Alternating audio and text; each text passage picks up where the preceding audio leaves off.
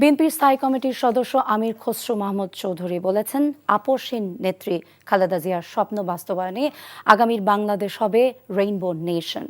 সকালে Chittagong college parade ময়দানে বৌদ্ধ সমিতির এক অনুষ্ঠানে তিনি আরও বলেন, বিএনপি লিবারেল ডেমোক্রেসিতে বিশ্বাস করে, তাই সংস্কৃতি যার যার, ভাষা যার যার, দেশ হবে সবার।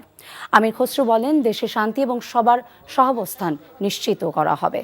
সমৃদ্ধশালী দেশ গড়ার প্রত্যয় ব্যক্ত করেন তিনি। বলেন, বাংলাদেশকে একটি স্থিতিশীল রাষ্ট্র হিসেবে দেখতে চায় বিএনপি। সব রং মিলে রংধনু হয়েছে, রেইনবো হয়েছে। সেই বাংলাদেশকে দেখতে চেয়েছিল দেশনেত্রী বেগম খালেদা জিয়া। আগামীর বাংলাদেশ হবে রেইনবো নেশন। আমরা লিবারেল ডেমোক্রেসিতে বিশ্বাস করি।